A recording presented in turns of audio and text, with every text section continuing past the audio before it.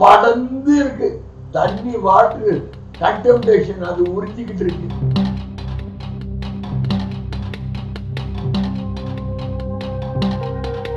பொதுப்பணித்துறையில் இருக்கிறவன் சென்னை கார்பரேஷன் வேலையை செய்ய சொல்லுங்க பார்ப்போம்.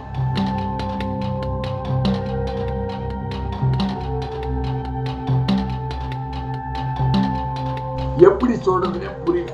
எந்த துறையா இருந்தாலும் கார்பரேஷன் தலையிடுதா?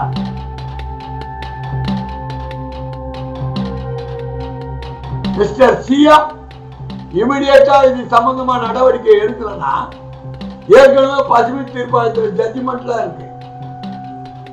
புதுசா ஒண்ணு வாங்க போதில்லை.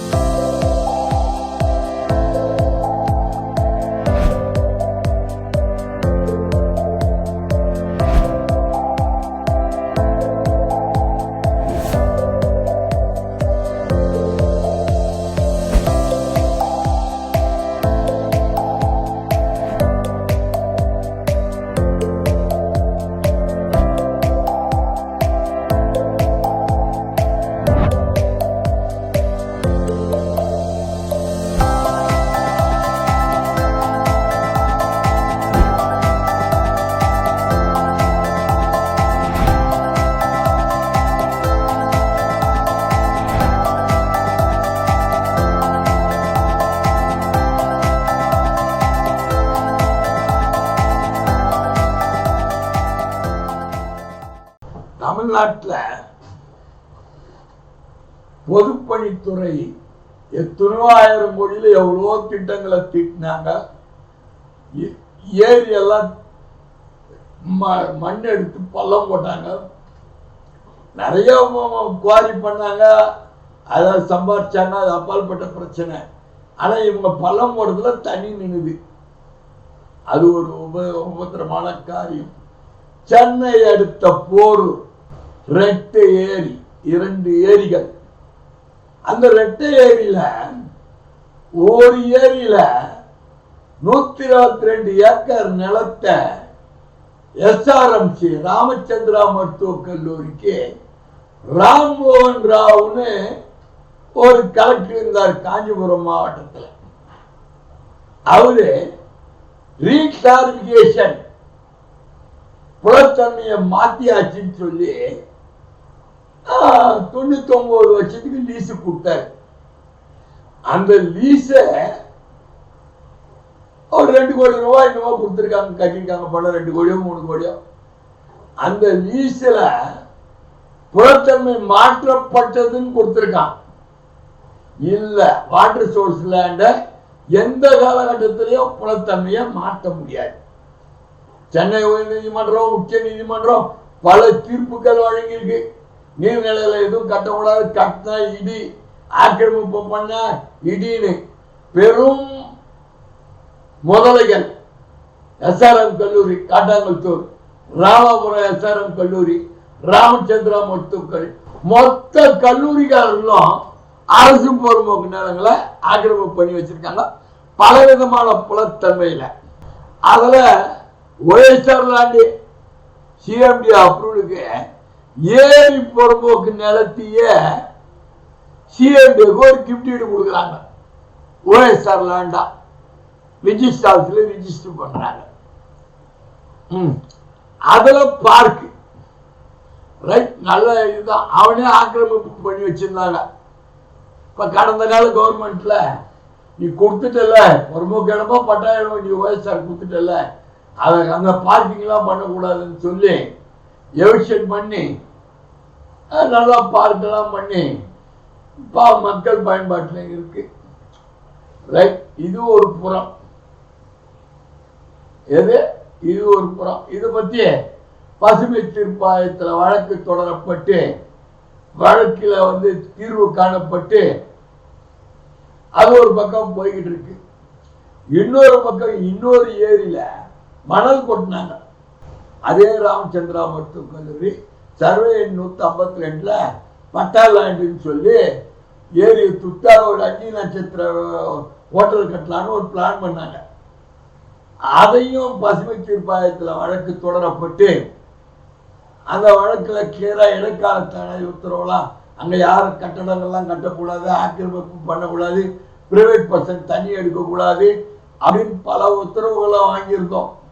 வாங்கல பல போராட்டங்கள், பல பிரச்சனைகள்ல நீர்நிலை ஆக்கிரமிப்பில் ராமச்சந்திரா மருத்துவக் கல்லூரி அப்படின்ற தலைப்புல பத்திரிகையில செய்தி எழுதினேன். அதை வச்சு வழக்கு தொடர்ந்தேன். அதையும் பசுமை தீர்ப்பாய ஜட்ஜ்மெண்ட்ல கொடுத்துருக்கான். ஆனா என்ஜிடி ட்ரிபுனலுக்கு அதிகாரிங்க ஃபேக்டை கொடுக்கல, மறைக்கிறானுங்க. அதையும் தெளிவுபடுத்திருக்கிறான். இது ஒரு பக்கம். இன்னொரு பக்கம் மூணாவதா ஏரியில போரூர் ஏரி சுமார் ஒரு 350 ஏக்கராக்கு பரப்பளவு கொண்ட ஏரி. அந்த ஏரியில மிச்சம் இருக்கிற ஏரியில தாமரை படர்ந்து இருக்கு. தண்ணி வாட்டர் கண்டமினேஷன் அது உறிஞ்சிக்கிட்டு இருக்கு. அதெல்லாம் சென்னையில சுத்திகரிக்கப்பட்ட நீர்னு ஒண்ணு கொண்டாந்து விட்டு வாட்டரை கண்டமினேஷன் பண்ணிட்டான். அபாயத்தில் சென்னை. இராணத்திலிருந்து குடிநீர் வந்து சுத்திகரிப்பு பண்ணி பண்றது வேற. போரூர் சுத்தி இருக்கிற ஒரு 7-8 கிலோமீட்டருக்கு இந்த போரூர் ஏரியினுடைய வாதம் 8 அடி 10 அடி நோண்டினாலே கிணத்துல தண்ணி வந்துடும். அந்த தண்ணியெல்லாம் வாட்டர் கண்டமினேஷன் ஆயிருக்கு. ஏரியில ஏகப்பட்ட சுகாதார சீர்கேடு கொண்டாந்து கொட்டி வச்சிருக்கிறாங்க. அதெல்லாம் நீங்க வீடியோல விவரமா வீடியோ பாருங்க. ஒரு 2-3 நிமிஷம் ஓடும் அந்த ஏரியினுடைய ஆழத்தை.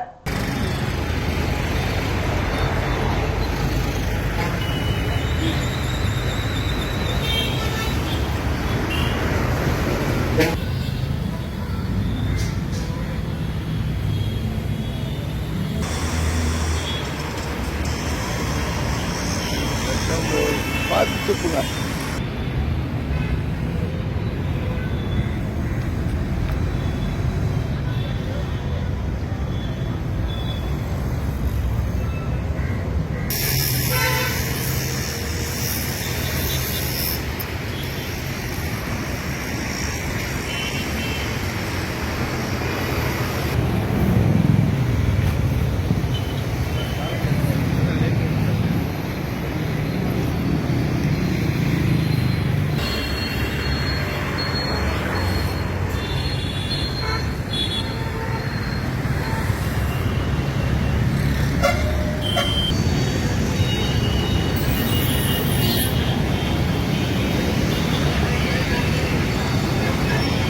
இப்ப என்னடா கேட்டா சென்னை பெருமாநகராட்சி வந்து ஒரு தனி மேன் பவர் கொண்டது, ஒரு ராணுவம். அந்த ராணுவ புரட்சி பண்றதுல மேன் பவர் சென்னை பெருமாநகராட்சியில நம்பர் 1. 200 வார்டு இருக்கு. நம்பர் 1 எல்லாத்துக்கும் ஆள் இருக்கு. அட் அ டைம் 1000 பேர் 2000 பேர் கொண்டாந்து காலையில ஒரு ஒர்க்கை ஸ்டார்ட் பண்ணணும்னா மிலிட்டரி மாதிரி வேலை செய்யற மேன் பவர் சென்னை மாநகராட்சியில் இருக்கு.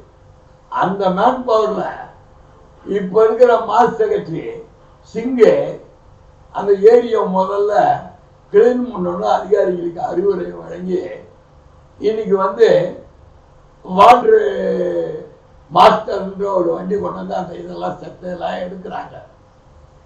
ஆனா சென்னை சென்னை அடுத்த போரூர் ஏரி வந்து பொதுப்பணித்துறைக்கு சொந்தமான ஏரி.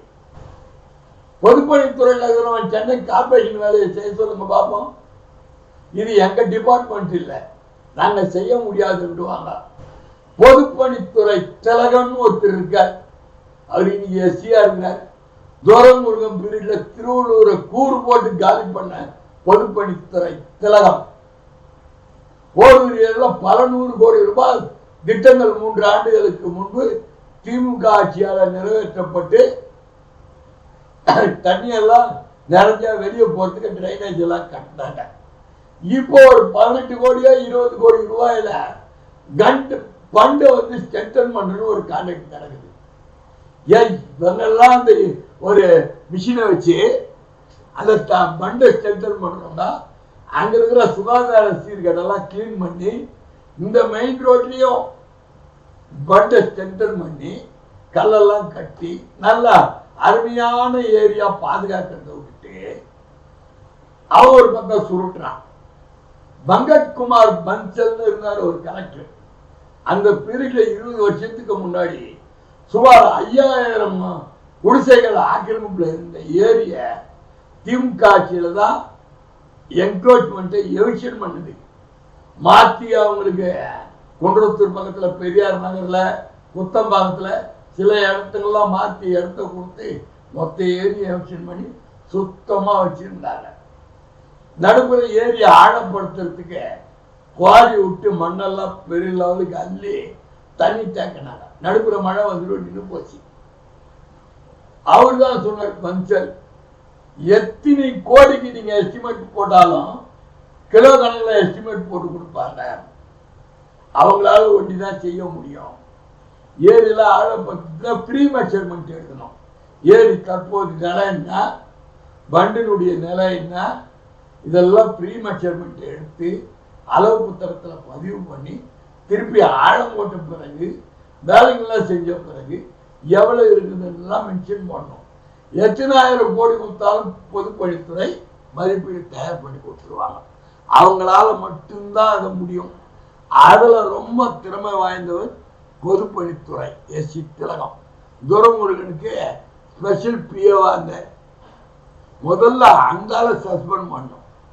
அந்தால அனுமதி கொடுத்த வேலைகள் எல்லாம் ஊழல், பயங்கரமான கோடிக்கணக்கான ஊழல். இப்படி எல்லாம் சாப்பிட்ட ஏரிய இன்னைக்கு சென்னை மாநகராட்சி இறக்கி மிஷின் இறக்கி இன்னைக்கு ஆளுங்க வேலை செய்யறாங்க. இது வந்து இந்த நிர்வாகத்தை வரவேற்கிறதா எப்படி சொல்றதுன்னே புரியல. எந்த துறையா இருந்தாலும் கார்பரேஷன் தலையிடுதா? சாதாரணமா சென்னை மாநகராட்சியில் ஒரு ரோடு கட்டிங் பண்ணா கூட மெட்ரோ வாட்டர்காரன் பணத்தை கட்டினாதான் ரோடு பர்மிஷன்றான். ஈபிகாரன் கேபிள் வெட்டுறதுனால பணத்தை கட்டினா தான் பர்மிஷன்றான். இதுக்கு மட்டும் பொதுப்பணித்துறை ஏரியில போயிட்டு எப்படி இதெல்லாம் அல்றாங்க? இது அதாவது ஐஏஎஸ்க்கு ஒரு சிறப்பு அதிகாரம்லாம் உண்டு. அவங்க அந்த டைம் ஆஃப் சிச்சுவேஷனை பார்த்து என்ன உத்தரவு ஒன்னாலும் போடலாம். அவங்க போடுற உத்தரவை வந்து யாரும் தணிக்கை தடை செய்ய முடியாது, ஆட்சேபனம்லாம் தெரிவிக்க முடியாது. ஆனா அந்தந்த துறைக்கு தான் அது செல்லும், கலெக்டர் இல்லை. இது போரூர் ஏரி 3 டிஸ்ட்ரிக்ட் சேருது. சென்னை மாநகராட்சி, இது Chennai collector, Thiruvallur collector, Kanchipuram collector. இதுல வந்து மாஸ் செக்ரட்டரி, சென்னை கார்பரேஷன் கமிஷனர் எந்த அதிகாரத்தை பயன்படுத்தி இந்த பொதுப்பணித்துறைக்கு சொந்தமான ஏரியில செய்யறாங்க, இதுக்கு எப்படி உத்தரவு கொடுத்தாங்க? அரசு உத்தரவு எதுவும் கிடையாது. எல்லாம் மவுத் இன்ஸ்ட்ரக்ஷன், வாயில வர சொல்ற கதை. நீ செஞ்சிரு, நீ செஞ்சிரு, நீ செஞ்சிரு. அதுக்கு மாஸ் செக்ரட்டரி சொல்றாருன்னு சென்னை மாநகராட்சி கமிஷனரு, மண்டல அதிகாரிகள்லாம் இன்னைக்கு போர்க்கால அடிப்படையில எடுக்கிறாங்க. இதை கூட பில்லு போட்டு சாப்பிட்டுருவான். ஒர்க்கு கார்பரேஷன் செஞ்சுட்டு இதை கூட அவங்க பில்லு போட்டு சாப்பிட்டுருவான். ஒரு பக்கம் வேலைகள்லாம் நடக்குது, கம்பி கொட்டா எல்லா வேலைகளும் பண்டு செக்ஷன் பொதுப்பணித்துறை மூலமா ஃபுட்பாத் நடக்குதுன்னு 6 மாசமா நடக்குது வேலை. ஒரு மூலையில ஒரு ஹோட்டல் நடத்துறான். ஆமா, ஏரி நீர்நிலை என்க்ரோச்மெண்ட்டை ஏரிய மடக்கி மூலையில இரவும் பகலும் நடத்துறான். மிலிட்ரி எல்லாம் செஞ்சு, பிரியாணி மிலிட்ரி எல்லாம் செஞ்சு அந்த கழிவு, அந்த கறி கழுவு பின்னாடி போய் பாருங்க, அதெல்லாம் வீடியோவில் போட்டிருக்கோம் பாருங்க. பொதுப்பணித்துறை அதிகாரியும் கண்டுக்கல, கார்பரேஷன் அதிகாரியும் கண்டுக்கல, சுகாதார அதிகாரியும் கண்டுக்கல, காவல்துறையும் கண்டுக்கல. மின்வாரியம் அதுக்கு கரண்ட் கொடுத்துருக்குது. எத்தனை லட்சம் லஞ்சம் வாங்கினாங்களோ தெரியல. ரெவன்யூவும் கண்டுக்கல. என்னையா அர்த்தம் இது? மக்கள் பயன்படுத்துற குடிநீர் வாட்டர் கண்டெம்டேஷன் என்ன ஆகுது? அபாயத்தில் சென்னை, அபாயத்தில் சென்னை. எங்க என்ன நடக்குதுன்னு ஒண்ணுமே புரியல. என்ன நடக்குது? என்ன நடக்குதுங்க? என்ன கவர்மெண்ட்? பழைய கவர்மெண்ட் தான் பண்ணாங்க. இப்ப நீங்க என்ன பண்றீங்க? இது போர் குடிநீர் ஜீவாதாரம். கத்தி படத்துல கத்திட்டா மட்டும் போராது, தர்பார் படத்துல கத்திட்டா மட்டும் போராது. தண்ணிக்காக மக்கள் போராட்டத்துங்கள. இன்னொரு பக்கம் என்னடா கேட்டா, கடல் நீரை சுத்திகரிச்சு சென்னைக்கு தர போறோம்னு சொல்லி ஏதோ ஒரு ப்ராஜெக்ட்ல வேலை நடக்குதான். அவரோட சென்ட்ரா மண்ணு கொட்டி போட்டு போறான். அவன் என்ன ஸ்கீம்ல வேலை செய்யறான்னு ஒரு போர்டு கிடையாது, என்டோர்மெண்டினுடைய என்ஓசி கிடையாது, எந்த பேப்பரும் கிடையாது. நான் காவல்துறையில புகார் கொடுத்து 5-6 நாள் ஆயிடுச்சு. பசுமை தீர்ப்பை நடைமுறைப்படுத்துங்க அப்படின்னு எஸ்ஆர்எம்சி காவல் நிலையத்துக்கு புகார் மனு கொடுத்திருக்கேன். புகார் மனு ஆய்வாளர் சம்பந்தப்பட்ட துறை அதிகாரிகளை கூப்பிட்டு உங்ககிட்ட இருக்கிற கோப்புகள்லாம் எடுத்துட்டு வாங்கன்னு சொல்லி திங்கள், செவ்வாய், புதன், வியாழன், இன்னைக்கு வெள்ளி 5 நாள் ஆச்சு. எட்டி கூட பார்க்கல ஆளுங்க. பணிகள்லாம் நிறுத்திட்டாங்க. அதே மாதிரி அந்த ஆக்கிரமிப்பு டீ கடை, கழிவு அங்க போய் பாருங்க, போய் வச்சிருக்காங்க, கக்கூஸ் போய் வச்சிருக்காங்க. கலந்த இது பூரா கழிவுகளை, ஓட்டல் கழிவுகள்லாம் கொட்டி தண்ணியில கலக்குது. கட்டை கடைசியத்துக்கு எல்லாம் முழு ஆக்கிரமிப்பு பண்ணி வச்சிருக்கு. யாரோ தாவேக்கா கட்சிக்காரன் தான் அதை ஆக்கிரமிப்பு பண்ணதா தகவல் சொல்றாங்க. எந்த கட்சிக்கார ஆக்கிரமிப்பு பண்ணிருந்தாலும் சரி, இமிடியட்டா 5 துறையும் சேர்ந்து நடவடிக்கை எடுத்துட்டாருன்னா மீண்டும் நீதிமன்ற அவமதிப்பு வழக்க தொடர நேரிடும் என எச்சரிக்கை விடுகிறேன்.